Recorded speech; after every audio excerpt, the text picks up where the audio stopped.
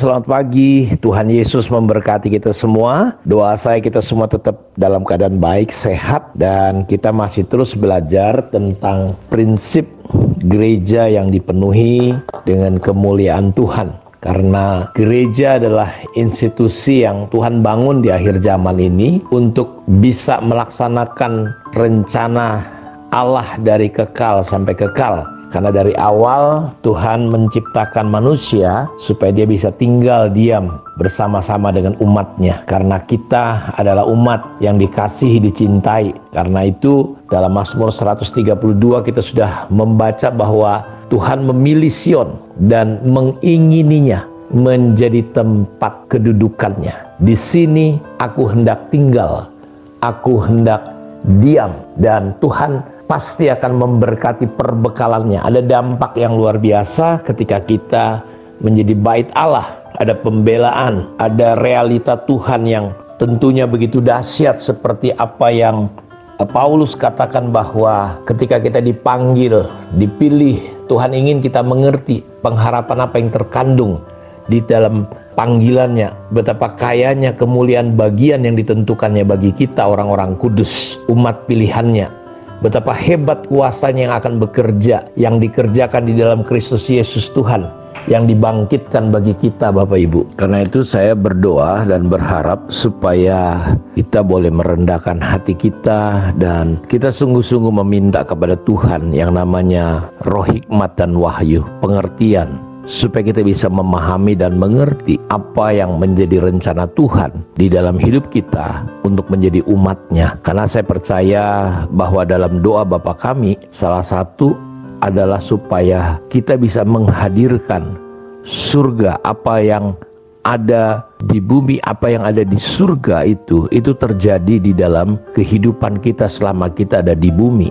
Karena itu kita perlu mengerti kita ini mau kemana, gereja seperti apa yang Tuhan rindukan dan mau bangun. Dan kalau kita perhatikan bahwa terkadang kita sebagai orang percaya, kita berpikir hidup kita ini dipanggil Tuhan untuk masuk surga, mati masuk surga. Dan seandainya bahwa tujuan kita hidup adalah hanya sekedar masuk surga, mati masuk surga, bukankah lebih bagus ketika kita percaya kepada Tuhan, kita diselamatkan dan mati, tetapi kita masih diizinkan hidup berpuluh-puluh tahun sampai akhir hidup kita? Tentu maksud Tuhan bukan seperti itu, tetapi bagaimana kita sebagai umat bisa menghadirkan surga ke dunia ini. Apa yang terjadi di bumi ini sudah di surga. Jadi kita punya tanggung jawab yang besar bahwa kita perlu menghadirkan surga. Untuk itulah Dia memanggil, memilih kita. Gereja itu artinya eklesia, orang-orang yang dipanggil keluar. Untuk apa? Untuk ikut memerintah bersama dengan Allah.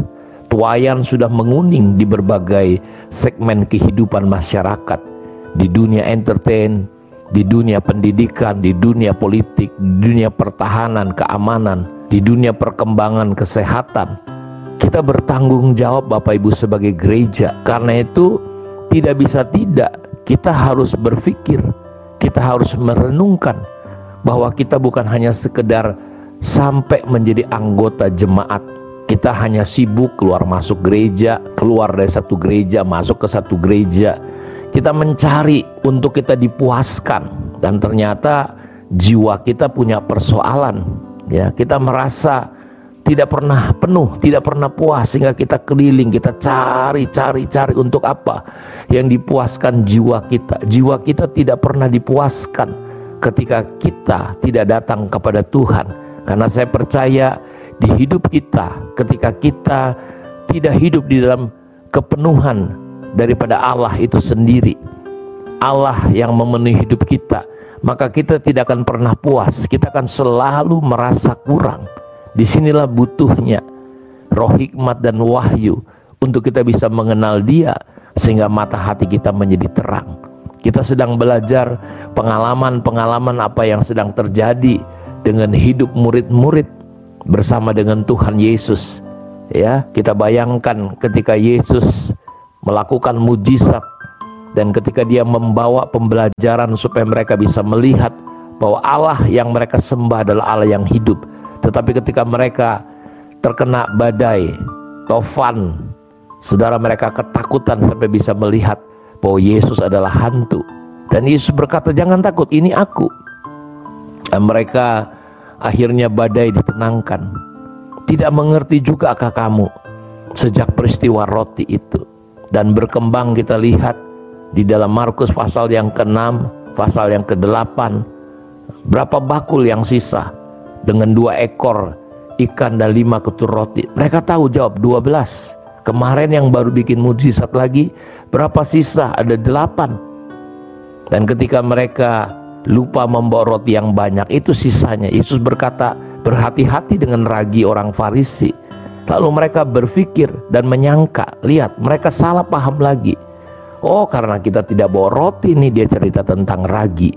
Padahal Tuhan sedang mengingatkan betapa bahayanya ragi orang Farisi dan raginya Herodes. Tapi mereka salah paham. Mereka tetap tidak mengerti. Dan ini persoalan gereja Tuhan, persoalan orang Kristen hari ini. Masih ingat saudara, dalam kitab Ibrani pasal 3 ayat 19, kita melihat sekarang mereka tidak masuk sampai ke tujuan, ke Kanaan. Karena apa? Ketidakpercayaan. Sudah bisa bayangin ketidakpercayaan. Mereka mengalami mujizat di tanah Mesir, 10 tulah. Ya, disebut tulah bagi orang Mesir, tapi bagi umat Tuhan, bagi orang Israel itu mujizat. Mereka melihat kebesaran, bagaimana air berubah menjadi darah, bagaimana mereka di padang gurun akhirnya keluar tiba-tiba menjadi kaya. Tadinya budak miskin, tapi tiba-tiba mereka berubah menjadi kaya. Tapi mereka tetap salah paham, tidak mengerti. Dan Alkitab berkata, mereka tidak percaya. Ya, ketidakpercayaan itu menyebabkan mereka gagal sampai ke tujuan. Saya berdoa biar hidup kita bisa finishing well. Kita bisa sampai kepada tujuan Tuhan, untuk apa Dia memanggil kita. Dan kita boleh menggenapi rencana Tuhan, menjadi gerejanya di akhir zaman, menjadi rumah tempat kediamannya. Sehingga kita akan melihat segala bangsa akan berduyun-duyun datang.